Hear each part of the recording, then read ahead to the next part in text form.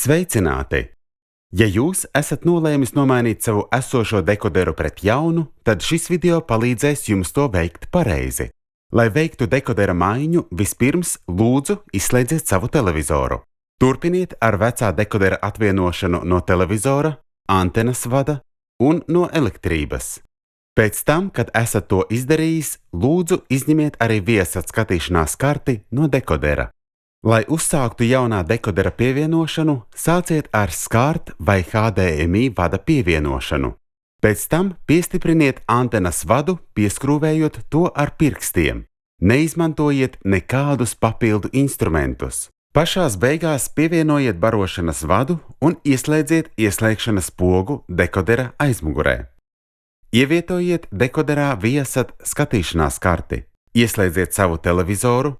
Nospiediet dekodera ieslēgšanas pogu un sagaidiet, kamēr uz dekodera priekšējā paneļa iedegsies zaļā gaismiņa. Tiklīdz tas notiks, tā uz ekrāna parādīsies viesat dekodera izvēlne.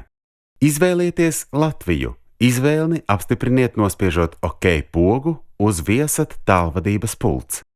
Ja uz ekrāna parādās jautājums, vai jūs esat satelīta televīzijas abonents, tad apstipriniet izvēlni, nospiežot OK uz dekodera tālvadības pults. Nākošajā izvēlnē apstipriniet, kāda veida LNB jūs izmantojat. Parasti tā ir universāla LNB. Izvēlni apstipriniet, nospiežot OK uz dekodera tālvadības pults. Nākošajā logā jūs redzēsiet dekodera tehniskos parametrus, kurus jums nevajag mainīt. Apstipriniet tos, nospiežot OK pogu uz dekodera tālvadības pults. Ja viss tika izdarīts pareizi, tad uz ekrāna parādīsies signāla jauda un kvalitātes. Kvalitātei ir jābūt 100%, bet jaudai lielākai par 45%.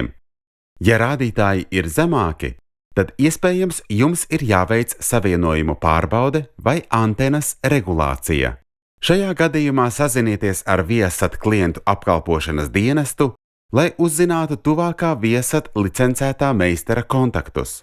Nospiediet OK, lai apstiprinātu iestatījumus. Ja dekoders ar televizoru būs savienots ar HDMI vadu, tad nākošajā izvēlnē izvēlieties televizora izšķirtspējas veidu. Iesakām izvēlēties 1080i un apstiprināt izvēlni, nospiežot OK. Ja dekoders ar televizoru būs savienots ar SCART vadu, tad ekrāna izšķirtspēja nebūs jāizvēlas, jo tā tiks iestatīta automātiski. Tiklīdz tas viss būs izdarīts, uz ekrāna parādīsies uzraksts, ka jums ir jāsazinās ar viesat klientu apkalpošanas centru, lai aktivizētu karti, vai arī informācija, ka karte neatbilst dekoderim. Sazinieties ar viesat klientu apkalpošanas dienestu, lai veiktu nepieciešamās darbības. Jauku skatīšanos!